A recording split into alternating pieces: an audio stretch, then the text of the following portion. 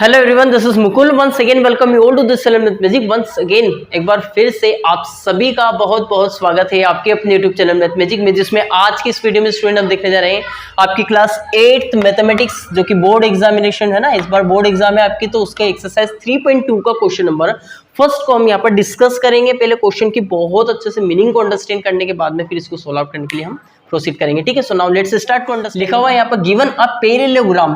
अब पैरेललोग्राम की बात हो रही है, तो पैरेललोग्राम का मतलब क्या होता है? आपने स्क्वायर पढ़ा होगा, है ना। इसके बाद आपने रेक्टेंगल पढ़ा होगा, और पैरेललोग्राम किस शेप को बोलते हैं भाई? ये पैरेललोग्राम है आपका। लेकिन इसकी डेफिनेशन क्या होती है, मतलब इसमें कौन कौन सी कैरेक्टरिस्टिक्स रहते हैं इसके? पहले तो यहाँ पर हम स्क्वायर की बात करते हैं। स्क्वायर में क्या होता है? चारों साइड इसकी क्या रहती है? इक्वल रहती है। ठीक है, यहाँ पर आपको आमने सामने की, है ना, ऑपोजिट साइड्स आपको इक्वल दिखेगी। किस चीज में? यहाँ पर रेक्टेंगल में। यहाँ पर स्क्वायर में चारों साइड्स इक्वल देंगी। अब पैरेललोग्राम की अगर हम बात करें, तो पैरेललोग्राम आपका रेक्टेंगल से ही बनता है। अब आप बोलोगे सर कैसे? रेक्टेंगल तो ऐसा होता है और ये तो बिल्कुल ऐसा बेंड, मतलब झुका हुआ है। तो ये झुका हुआ है, यही तो इसकी कैरेक्टरिस्टिक की है। ये मतलब अगर झुका हुआ है तो ये पैरेललोग्राम है, और अगर झुका हुआ नहीं है तो ये रेक्टेंगल है। मतलब क्या है? सिंपल सी बात है। आपके जो एक लाइन है ना, एक साइड, ये जो अपोजिट साइड दोनों एक दूसरे की, अगर इन दोनों को अगर हम बेंड कर दें इस तरीके से, ठीक है, ऐसा नहीं बनाना है, इस तरीके से हम इसको बेंड कर सकते हैं। ठीक है, इतना आता समझ में? ये हम ऐसे बेंड कर दिया इसको।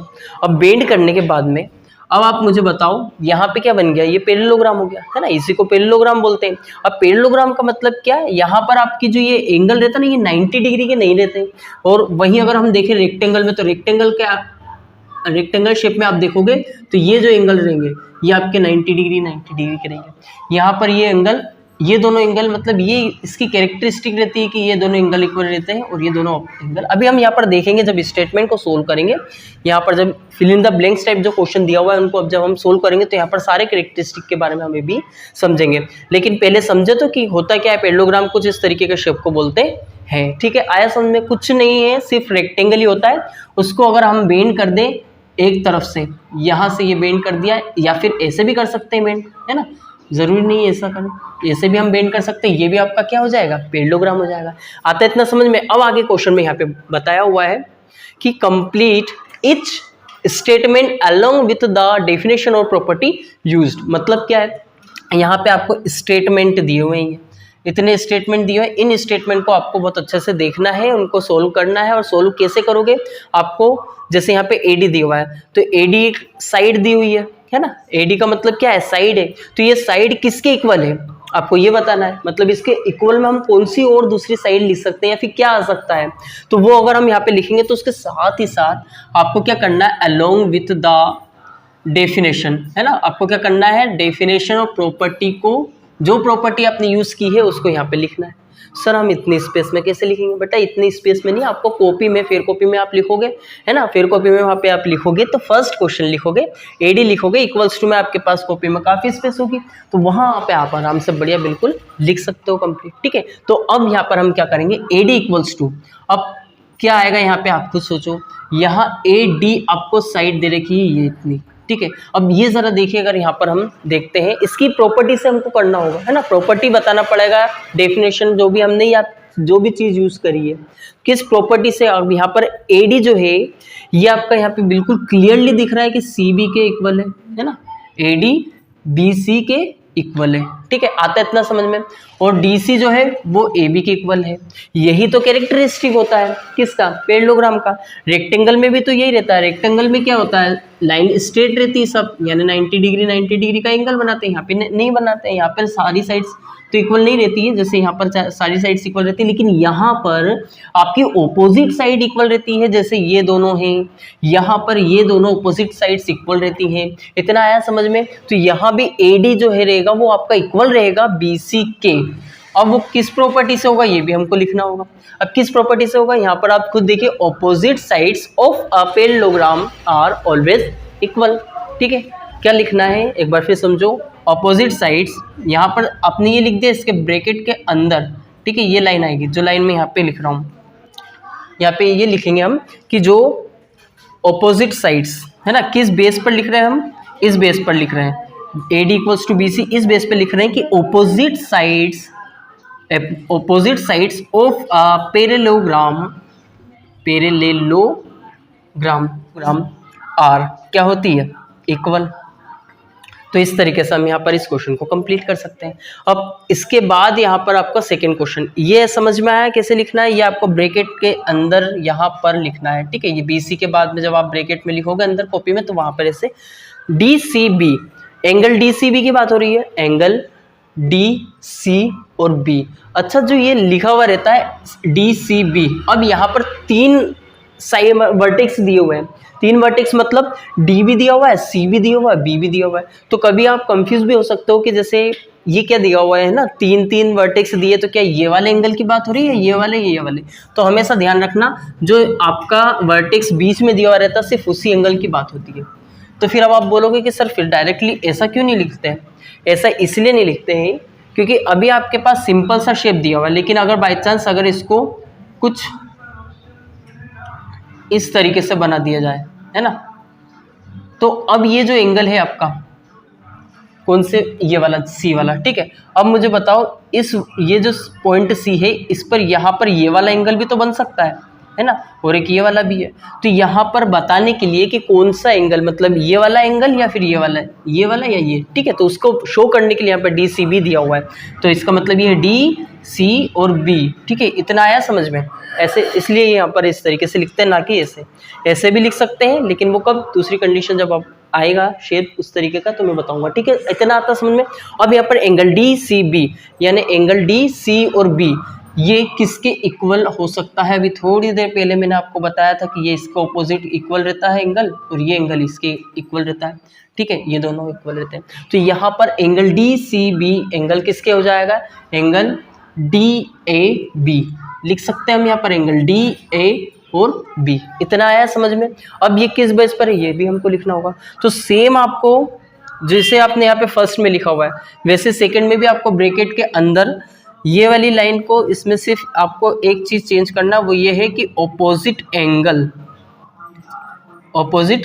Angles of a parallelogram are equal, मतलब दोनों ऑपोजिट एंगल है। तो ये दोनों ऑपोजिट एंगल जो मतलब कि पैरेललोग्राम की कंडीशन होती है, पैरेललोग्राम का कैरेक्टरिस्टिक होता है उसका मतलब, है ना, उसमें क्या होता है कि 2 एंगल जो कि ऑपोजिट रहते हैं, ऑपोजिट वाले एंगल दोनों इक्वल रहते हैं। तो इस तरीके से हम यहाँ पर ये लाइन उसमें ब्रैकेट के अंदर लिख सकते हैं, और आंसर हमारा हो जाएगा DAB। आता समझ में? अब हम पूछेंगे थर्ड क्वेश्चन की तरफ, जिसमें लिखा हुआ है OC। तो OC देखिए यहाँ पर O से लेकर तो C, अब ये वाला किसके इक्वल हो सकता है ना? ये किसके इक्वल हो सकता है? ये ना तो इसके इक्वल है, इसके भी इक्वल नहीं है। ये कितनी बड़ी लाइन दिख रही है आपको, है ना? तो ये इक्वल है आपका इसके। अब लिख तो देंगे, लेकिन सर उसके अंदर ब्रैकेट में क्या लिखेंगे, ये तो समझ में नहीं आ रहा है ना? ये कैसे समझ में नहीं आ रहा, अभी हम यहाँ पर समझेंगे। तो यहाँ पर OC इक्वल टू हम OA लिख सकते हैं, OC इक्वल टू OA। अब किस बेस पर लिखेंगे? यहाँ पर आपको ये जो लाइन दिख रही है ना, दोनों ये आपस में, ये दोनों क्या है, ये डायगोनल से तो है। मतलब अगर रेक्टेंगल को अगर हम देखें तो रेक्टेंगल में ये दोनों लाइन्स हमारी क्या रहती है, डायगोनल। किसी एक पॉइंट पर, कॉर्नर वाला है ना, यहाँ पर इस पॉइंट से अगर सपोज कि यहाँ पर अपोजिट पॉइंट पर अगर हम लाइन ड्रॉ कर देते हैं तो वो हमारी क्या हो जाती है, डायगोनल हो जाती है। ये भी हमारा डायगोनल हो गया। अब दोनों डायगोनल आप देखो यहाँ पर इंटरसेक्ट कर रही है, मतलब वो बाइसेक्ट कर रही है। सर बाइसेक्ट मतलब क्या? बाइसेक्ट का मतलब होता है जैसे एक लाइन है, ये लाइन है, ठीक है। अब इस लाइन को मेरे को 2 इक्वल पार्ट में इसको डिवाइड करना है। तो इसके लिए मैं क्या करूँ, मैं एक लाइन यहाँ पर ऊपर से नीचे से मैं यहाँ पर उसमें ड्रॉ कर सकता हूँ, यानी मतलब इसको इंटरसेक्ट करवा सकता हूँ। तो यहाँ पर ये दोनों को इक्वल पार्ट में इसको डिवाइड कर दिया, है ना। अब ये इक्वल पार्ट में डिवाइड हो गया। अब इसने इसको इंटरसेक्ट किया, मतलब बाइसेक्ट किया, तो ये इक्वल पार्ट में डिवाइड हो गया। अब ये बाइसेक्ट करने की वजह से यहाँ पर ये जो लाइन है ना, ये आपकी इक्वल हो जाती है। तो इसके ब्रैकेट में इसके अंदर लिखना आप कि डायगोनल्स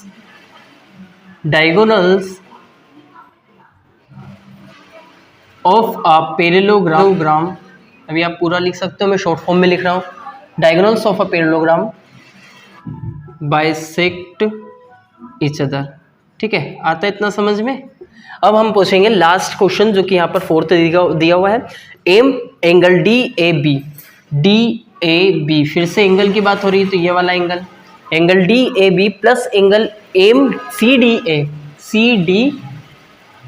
CDA, मतलब ये वाला एंगल की बात हो रही है। ये बीच में ये वाला आ रहा है D, ठीक है, और यहाँ पर ये ए एंगल की बात हो रही है।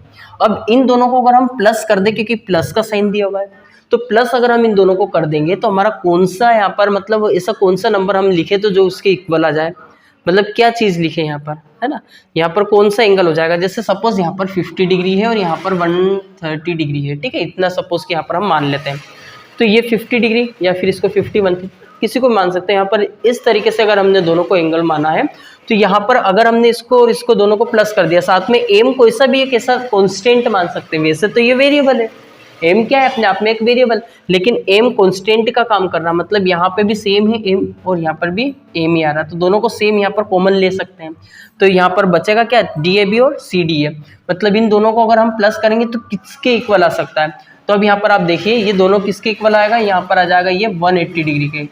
सर ऐसे कैसे लिख रहे हैं 180 डिग्री, आपने सपोज किया इसलिए लिख रहे हैं क्या, नहीं ऐसा नहीं है बेटा। यहाँ पर 50 और 130 सपोज तो किया, लेकिन हमेशा इन दोनों का सम 180 ही आएगा, क्योंकि ये प्रॉपर्टी ही होती है पैरेललोग्राम की। मतलब अगर पैरेललोग्राम यहाँ पर ये पैरेललोग्राम दिया हुआ है, ठीक है, अगर इन दोनों को हम सम करते हैं या फिर इन दोनों को, कहने का मतलब ये है एडजेसेंट एंगल्स। एडजेसेंट मतलब पास वाले, जो एक ही लाइन पर बने हों एंगल्स। ये दोनों एक ही लाइन पर बने, सर ये भी तो एक ही लाइन पर बने, हाँ बेटा ये भी एक लाइन पर बने हैं, तो ये दोनों का भी सम यानी हम ऐड करेंगे तो इसका इक्वल कितना आ जाएगा, 180 आ जाएगा। ठीक है, आता है इतना समझ में। सर ये भी, हाँ बिल्कुल ये भी लो, है ना, ये दोनों इन दोनों को प्लस करोगे बेटा ये भी आ जाएगा 180 डिग्री। आप किसी भी नंबर एंगल्स को प्लस कर लोगे यहाँ पे, यहाँ से यहाँ तक है ना, तो इनको 180 डिग्री आएगा। यहाँ और यहाँ इन दोनों को प्लस करोगे तो इन दोनों को इस तरीके से आता है इतना समझ में। तो यहाँ पर क्या हो जाएगा हमारा 180 डिग्री। कैसे किया, ऐसे तो कर नहीं सकते अपन, पूरा एविडेंस इनको देना पड़ेगा, है ना, पूरा प्रूफ बताना पड़ेगा कि कैसे किया अपन ने। तो यहाँ पर 180 डिग्री इसलिए आया क्योंकि जो एडजेसेंट एंगल्स होते हैं ना वो इक्वल टू कितना होता है, सम ऑफ, यहाँ पे लिखना आप, यहाँ पर मैं लिख दे रहा हूँ, ठीक है, ओके, सम ऑफ एडजेसेंट